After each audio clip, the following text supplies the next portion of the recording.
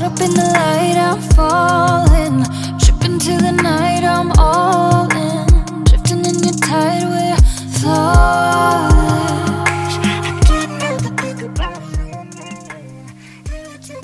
Hey guys, welcome to my YouTube channel. If this is your first time, my name is Mitch Beatty. I am a videographer from Canada. One of the questions I get asked probably a few times a week is what kind of audio gear do you use? As any videographer or filmmaker will tell you, audio can pretty much make or break your video. So we're going to dive into some of the gear I use today and what I think is some of the most important gear to have headed into 2021. Now, as you probably saw from the intro, there's all kinds of audio gear that you're going to potentially need. It just depends on what kind of videos that you're going to be creating.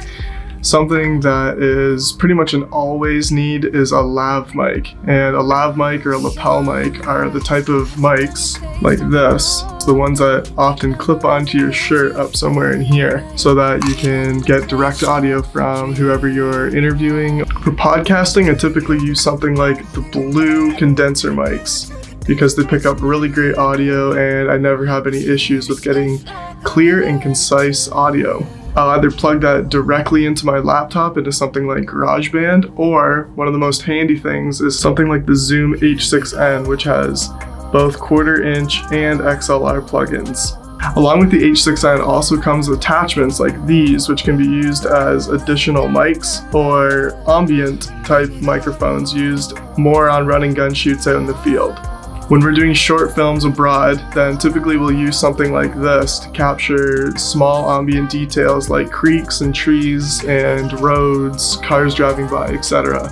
If you're getting into wedding videography, something that is extremely important is lav mics, but lav mics that are wireless, whether that's wireless connecting directly to your camera, or my favorite is using something like the Tascam DR10Ls. Now, what these do is I can take these, clip these on completely wirelessly. I'll put usually one on the officiant, one on the bride, and one on the groom. And actually, I specifically bought a white one so that it could go under any bride's dress, and typically you won't see it at all unless it's super see-through. The really nice thing about the Tascam DR10Ls is they record 2 audio levels at the same time. One that you can set at -6 dB, and usually the other one I'll set at about -12 or even lower. So if somebody screams or yells or laughs, you have 2 tracks, one that's recording really high dB and then one that's recording at a lower dB. So if anything spikes over the 0 dB, you can just use the lower track and then splice that audio in so that you aren't getting any crazy audio spikes. Like and subscribe down below. Like and subscribe down below. Like and subscribe down below. The only pain with these is that in post-production you have to sync them up. For something like a voiceover, typically I'll take some type of microphone like this and I'll either plug it into the Zoom H6N directly into the computer, or in Premiere Pro, you can click record underneath the audio tabs. And for quick videos, I'll sometimes even just use the mic that's built into my headphones. Every once in a while, I'll even use the microphone straight out of my camera. So the camera I'm shooting on right now is the Sony A7 III. The audio is not the best that comes out of it, but it is very usable, especially for something just like vlogging. Right now, I currently have the VideoMic Pro on top of it, and typically that's my go-to mic for just about everything run and gun, vlogs, YouTube videos, etc. One of the last ditch effort audio methods that I use is actually my phone. Now, I don't use this very often, but there's 2 reasons that I will use this. One, if I have a wired mic and I need external audio to do something in post-production in Adobe Audition, or if I need external audio outside of what's going to be sent directly into the camera, there's 2 options. Either using the microphone right in my phone, or using a wired lav mic, which I can plug into my phone, then open the audio recorder, and I can mic somebody up, and then I have a copy right here on my phone. So we'll do a quick test to run you through a bunch of the different options that I use, and you can choose for yourself what you think you might need. So I'm just going to say one phrase repeatedly over and over, and I'll put up either a picture or B-roll of the audio gear that I'm using. And the phrase is going to be, like and subscribe down below. Like and subscribe down below. Like and subscribe down below. Like and subscribe down below. Like and subscribe down below. Like and subscribe down below. Like and subscribe down below. Like and subscribe down below. Like and subscribe down below.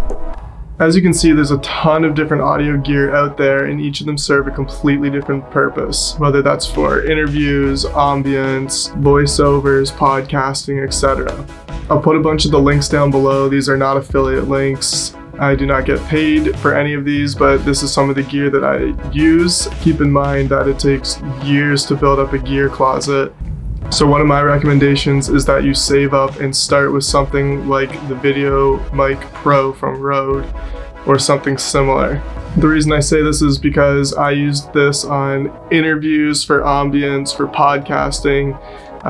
This was the only mic I had for a long time, and it's been all around the world with me, and it's a great run and gun styled microphone. If you can only afford one mic, that's something I would say is worth investing into. If you can dive a little bit further into the budget, get a wired lav mic, something that goes directly into your camera inputs. That would also be something I highly recommend for higher quality, for interviews. When you're starting out, using something like your phone to capture ambience is one of my highly recommended solutions. Once you can afford something like the H6N, that is my absolute favorite go-to ambience mic. I use that for just about every sound effect that I can, along with using sound effects from MusicBed, Epidemic Sound, Soundstripe, etc. As you'll hear any other videographer, filmmaker, YouTuber, etc. say, the gear is not important. It's a typical cliche. I do agree with a lot of that, but also audio is worth investing into, even more so than a good camera in many ways.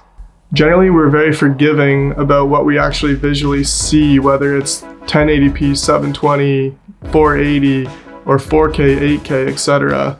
But when it comes to audio, we are not very forgiving if you have crappy audio versus really high quality and thoughtful audio.